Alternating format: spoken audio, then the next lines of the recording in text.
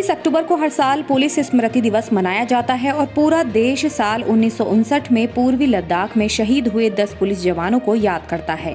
केंद्रीय गृह मंत्री अमित शाह ने भी राष्ट्रीय पुलिस स्मारक में शहीद पुलिस जवानों को श्रद्धांजलि दी। पुलिस जवानों को याद करते हुए गृह मंत्री अमित शाह ने कहा कि अब तक 35,398 कर्मियों ने शहादत दी है। मैं सभी शहीदों के परिवारजनों को कहना चाहता हूँ कि ये स्मारक सिर्फ ईंट पत्थर और सीमेंट से बना स्मारक नहीं है। इसके अलावा अमित शाह ने कहा कि कोरोना वायरस के खिलाफ लड़ाई के दौरान 343 पुलिस कर्मियों ने अपनी जान दे दी है। उन्होंने कोरोना योद्धाओं की तरह देश की रक्षा की और कोरोना वायरस के खिलाफ लड़ने में मदद की। पुलिस स्मारक दिवस पर उत्तर प्रदेश के मुख्यमंत्री योगी आदित्यनाथ ने भी शहीद पुलिस जवानों को याद किया। उन्होंने कहा कि मैं यूपी के उन 9 पुलिस कर्मियों को श्रद्धांजलि अर्पित करता हूं जिन्होंने साल 2019 से 2020 में अपनी सेवा करते हुए जान दे दी। मुख्यमंत्री ने कहा कि उन लोगों का बलिदान सभी को प्रेरित करता है।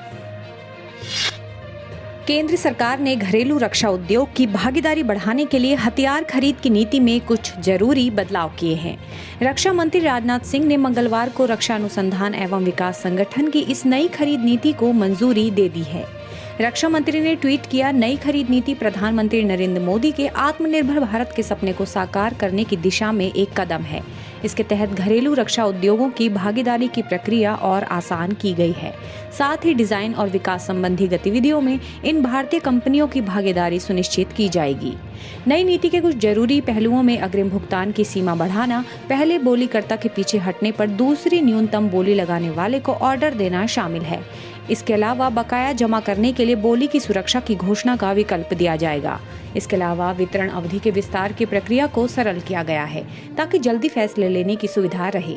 साथ ही उद्योगों की सहभागिता बढ़ाने के लिए अन्य कई आंतरिक प्रक्रियाओं को भी सरल किया गया है। गौरतलब है कि इससे पहले डीआरडीओ की खरीद नीति में 2016 में बदलाव हुआ था।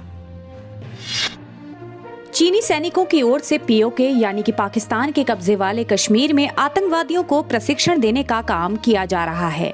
खुफिया सूत्रों से इस बात का खुलासा किया गया है। इस समय पाकिस्तान के लॉन्च पैड पर 250 से 300 आतंकवादी भारत में घुसपैठ करने के इरादे से बैठे हैं। ये सभी पाकिस्तानी सेना के वर्दी वाले आतंकवादी हैं। सूत्रों की माने तो भारत की लद्दाख में मजबूत पकड़ होने के बाद से बौखलाई चीनी सेना ने अब पाकिस्तान के साथ मिलकर नई साजिश रची है। इसके तहत चीन ने अपनी लाल सेना को ड्रोन, रडार और भारी मात्रा में हथियार के साथ पीओके में भेजा है, जो भारत के खिलाफ पाकिस्तानी आतंकवादियों और सैनिकों की मदद कर रही है। इसके बदले में पाकिस्तान ने अपने नॉर्दर्न लाइट इन्फेंट्री के जवान चीन को दिए हैं, जिन्हें एलएसी पर तैनात किया गया है। चीन और पाकिस्तान की साजिश का खुलासा खुफिया तंत्र की मदद से हुआ है। खुफिया एजेंसियों के मुताबिक गठजोड़ को अंजाम तक पहुंचाने के लिए साजिश की निगरानी उच्च स्तर पर हो रही है। लद्दाख में वास्तविक नियंत्रण रेखा पर पकड़े गए चीनी सैनिक को भारतीय सेना ने देर रात चुशुल मोल्डो बैठक पॉइंट पर चीन की सेना को वापस सौंप दिया। चीन की पीपुल्स लिबरेशन आर्मी में कॉर्पोरल रैंक के अधिकारी वांग या लॉन्ग को भारतीय क्षेत्र में प्रवेश करने पर सेना द्वारा हिरासत में लिया गया था। पीपुल्स लिबरेशन आर्मी की समाचार वेबसाइट ने कहा, सोमवार को लद्दाख में भारतीय सेना द्वारा गिरफ्तार किए गए चीनी सैनिक को देर रात सीमा गश्त पॉइंट पर वापस सौंप दिया गया। कॉर्पोरल वांग या लॉन्ग भटक कर एलएसी के पार चले गए थे।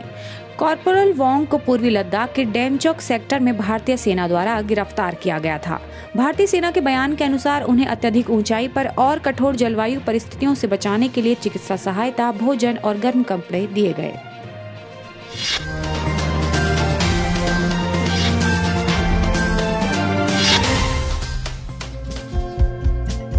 हमारे चैनल को लाइक, शेयर और सब्सक्राइब जरूर करें और नई अपडेट्स के लिए बेल आइकन दबाना ना भूलें।